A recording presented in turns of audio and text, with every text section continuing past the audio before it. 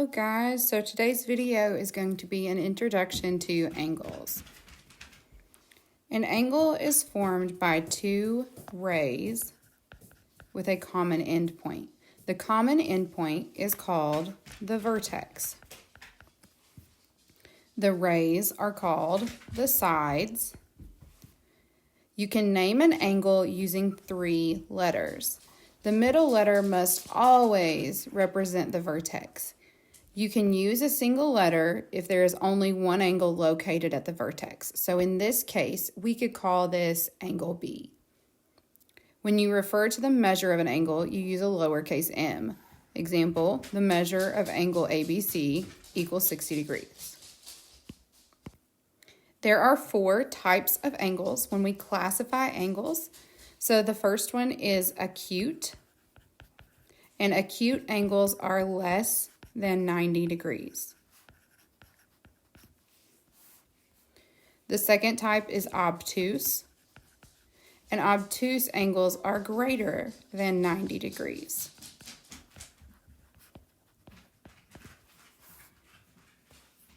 Anytime that you have a box in an angle, that means it is a right angle, which means it is equal to 90 degrees. And finally, a straight line is called a straight angle, and it is 180 degrees. For our first example, it says to name the vertex of the angle. The vertex is where the 2 rays meet, or like the corner of the angle, however you want to think of it. And in this case, it's just K.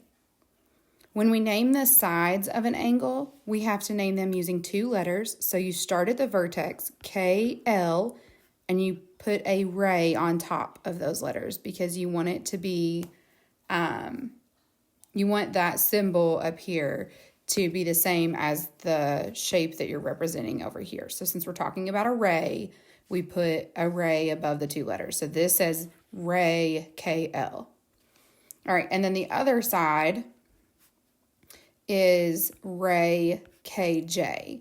And you should start your ray, the names of the sides, with the vertex. So there are 3 ways to name the angle. If you recall from the beginning of this, we said that we can use a single letter as long as there's only one angle at that point. So this is angle K.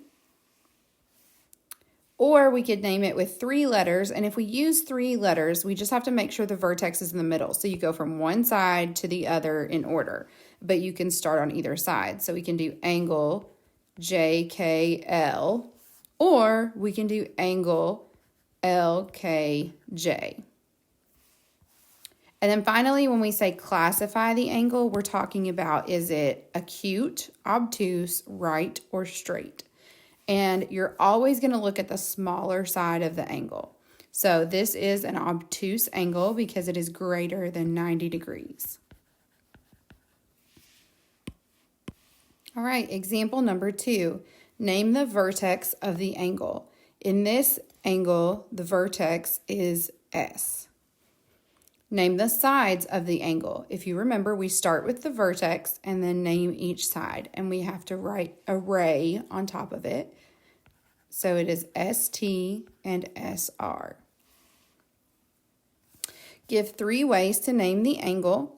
So we can, because there's only one angle at the point S, we can name it angle S. We can also name it angle RST or angle TSR. Notice that the vertex is in the middle of both of these. Finally, classify the angle. Anytime there's a box in the angle, that means it is a right angle, which is 90 degrees. Okay, now we want to talk about congruent angles. And this says that if the measure of angle A is equal to the measure of angle B, then the angles are congruent. We can write this as angle A is congruent to angle B. So this symbol means congruent. The next section talks about angle bisectors.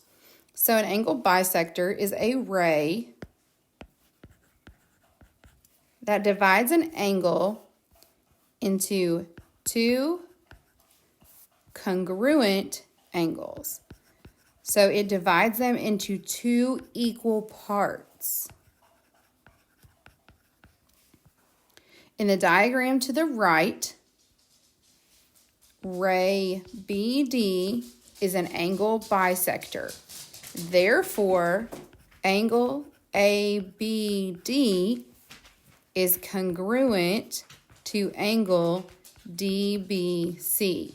Now notice we could not name either of these angle B because there are 1, 2, 3 different ways that we could read that. There are 3 different angles we could be talking about at point B. Okay, perpendicular lines are 2 lines that intersect at a right angle. So they don't just intersect, they intersect at a 90-degree angle. The symbol for perpendicular is like an upside down T. This one makes sense to me because it's actually a right angle, like the symbol itself is 2 perpendicular lines. And in the diagram to the right, L is perpendicular to M. So that's saying line L is perpendicular to line M. A line, segment, or ray, these are perpendicular bisectors. So this is a line, segment, or ray perpendicular to a segment at its midpoint. In the diagram to the right, LM, line LM, is the perpendicular bisector to PQ. Now notice, LM in our picture has arrows. Sorry, LM has arrows, and we write it with LM with arrows above it. Then PQ, we did not put arrows because it is a line segment. There are not arrows on either end. Okay, example 3. Write another name for angle CBF. So CBF is this angle here. And another way that we could write that is angle FBC. We cannot call it angle B because there are so many angles at that point. Name the sides of angle EBD. So angle EBD, the sides we name as rays.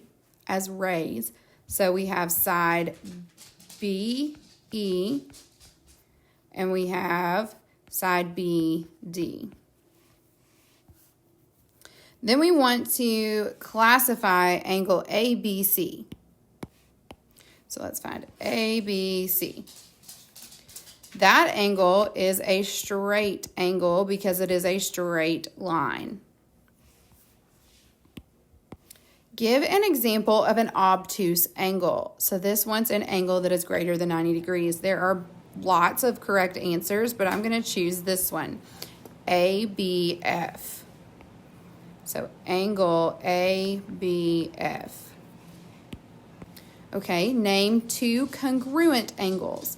So these marks on these angles mean that this angle measures the same as this angle. So we are going to name those 2 angles because they are congruent. So we have angle ABE and angle FBC.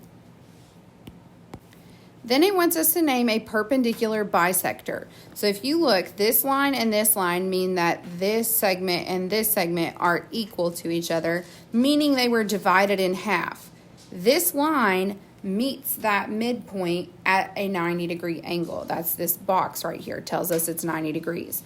So BD is the bisector to line AC. So ray BD is a perpendicular bisector. All right, example 4, name the vertex of angle 2. So angle 2 is here. The vertex is T. And in this equation, or in this example, the vertex of any of these angles is T because they all meet there. All right, name the sides of angle 4. So this is angle 4. The sides are going to be named ray TW and TZ. All right, then we want to write another name for angle 3. So angle 3 is here. So we want to name it, we can't name it angle T, but we can name it angle UTZ or ZTU. Either one would be correct. Okay, then we want to write another name for angle 1. Angle 1 is here. Once again, we cannot name it angle T. We have to use 3 letters. So we're going to have angle YTX. All right, part E wants us to classify an angle. So angle YTW. That has a box in it, so that makes this a right angle.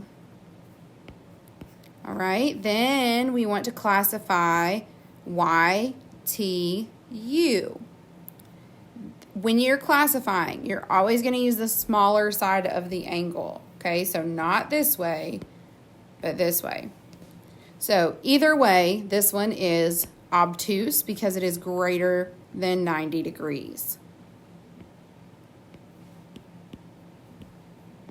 Okay, now it wants us to classify XTU. That angle, again, we always use the smaller side, is going to be acute because it is less than 90 degrees. And finally, well, for classifying, angle WTX. So WTX. That is a straight angle because it is a straight line. All right, name 2 perpendicular lines. So that means we need to find 2 angles that intersect at 90 degrees. Or 2 lines that intersect at 90 degrees. So this line and this line intersect at this 90-degree angle. So we are going to say that YZ with a line above it and WX are our 2 perpendicular lines. Then we need to name an angle bisector. So an angle bisector means it divides another angle into 2 equal parts. So since this mark and this mark mean that these 2 angles are congruent to each other, then we have this angle equals this angle. The one that splits them in half is this part right here. So the answer to this, the angle bisector, is going to be ray TU. And that is all for today's video. Thank you for watching.